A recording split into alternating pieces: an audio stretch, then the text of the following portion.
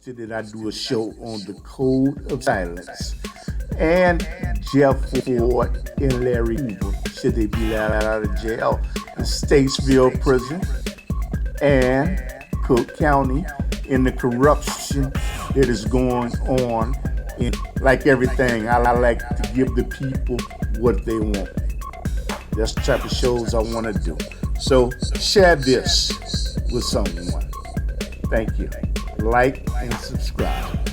Series of shows. Like and share and like. Send feedback. Thank you. Send feedback. Thank you. To your thoughts. I'm talking about I'm talking about to the upper echelon. I'm talking about up your chain of command. If you had knowledge of this, okay, did you report this? Or did you just ignore it? I just say it didn't happen. I didn't see it. I saw. Did you do anything? Did you do anything about it? To answer your question truthfully, no. Mm-hmm. No, and a lot of people wouldn't, because you, as an officer, will have to face repercussions. And sometimes it ain't going to be nice. Like I said, you wearing a badge, and you want to report abuse, and you want to report wrongdoing, who you going to go to? You already the law. Who you going to go to? The thing is, we had off-the-book ways of dealing with certain situations where once the incident was over, we will confront out of sight, out of the view of inmates and stuff, and confront other people about what they did and how it was wrong. And if we on the scene don't do that around us, that's the only thing you can do. It's not that easy to do that. And I'm telling you, that's just the way it is. Because I knew of another person who was in law enforcement that worked for a different agency. They harassed him so bad, they made him quit. And what drew the straw with him was they mutilated his dog and hung it on his front porch. Okay? And after that, after, years of going through stuff, he couldn't deal with it. He had to quit. Okay? I've had instances where we got off work, my friend would walk over to his car, and all the lugs on his wheels looked like his wheels was ready to come out. Somebody did that. He getting ready to go home, going down the expressway. That could have been premeditated murder. That's true. So you hear people say, well, tell it. I mean, look what happened to Christopher Dorner out in California 7 years ago. He did the right thing, and it cost him everything. Yeah, that's true. I mean, IX, do you got like a question for him, IX? Wait a minute, say it again. IX is my engineer. He helps me out. You have a question for him, IX? I'm just listening to him, and technically I agree. I understand him, and I agree with him. And it's a lot of, I work for the city. And I did a thing on the city that I was basically telling a lot of the city workers, we're just as guilty as the police. And what I meant by the statement was, sometimes we see things and we don't say nothing because it can cause us problems. And these are the same people we sit at the gas pump, we joke with. These are the same people we play cards with when we have our breaks. But even though they do something foul, we try not to put ourselves too much into that because we know it's wrong, but who you going to tell? The supervisors are their best friends. They go golfing. Who you going to tell? The commissioner. The commissioner is the one that got them hired through mannequin. So who are you going to tell? So I understand what you're saying, and I don't want you to think you're guilty of anything, brother, because you're not. Because self-preservation is one of the things in life. You have to take care of you, your family, and your loved ones. And you only can do so much. You're not a superhero. So I don't want you to think that I'm judging you, because I'm not. That's all. I don't have nothing to say because I understand what he's saying. So I'm just going to sit back and listen to his story.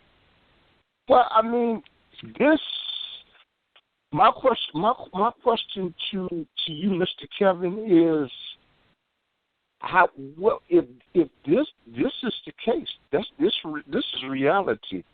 What you're saying, what you're talking about. So what you essentially saying, there's really no way whatsoever to eliminate the code of silence. Is that what you're essentially saying? I don't see it. Not unless they strip it totally down and start from scratch. But even if you did, it leaves a new soil bed for it to grow again. I don't see it going away unless you just strip it totally down. The code of silence, it's real, man. And if you caught up in the middle of it, it ain't easy like people might think it is, because you betting everything. And I betted everything, but it was on a totally different situation, but I lost everything in return. There's a lot of other people that lose. You're talking about a pension that can evaporate in thin air. You know what I'm saying?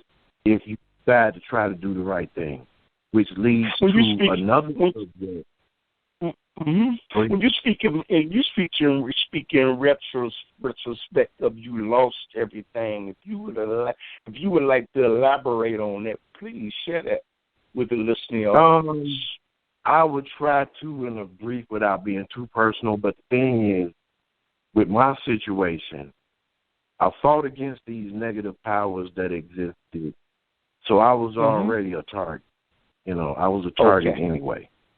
But what led to my termination was I eventually tried to do something for a family member who was terminally ill, and the actions that I took, the department said that it was unbecoming.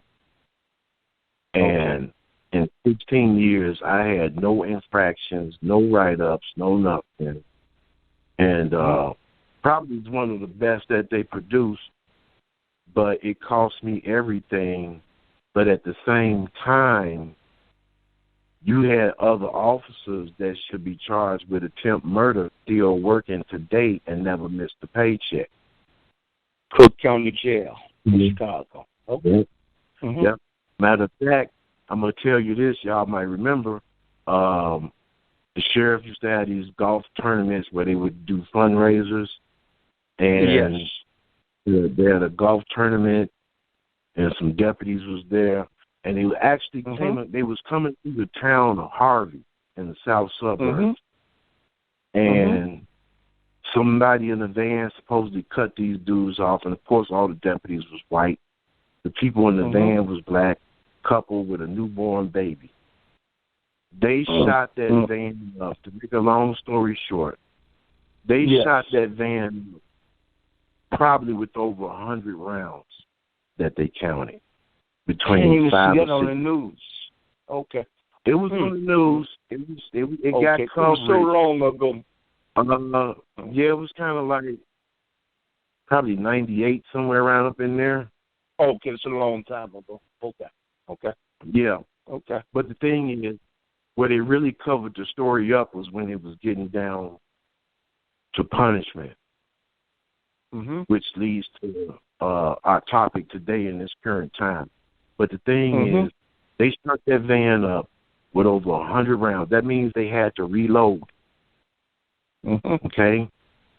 Luckily, by the grace of the Most High, the occupants inside the van didn't suffer a scratch, not even the baby. I understand what you say. Let me ask you something about Cook County Jail. And me, myself, I used to work at Statesville Prison. Okay? And I understand what you're talking about. How is it? You probably might want to say it or might not want to say it. Some of the employees, the guards there that work at Cook County Jail, are they in fact gang members? Well, yeah, to put it to you short. And the thing is, this is what I don't like about when they identify gang members or people that was involved in type of illegal. Everybody had a past. You might have started out in the gang and turned your life around because you go through an extensive background check. Mm-hmm. But the thing is, life behind the walls, as you said, you worked in Stateville. Once you're behind the walls, your parents can't escape you because you're going to see people in there locked up that know you from back in the day. And then the street rules come back into play. Yeah.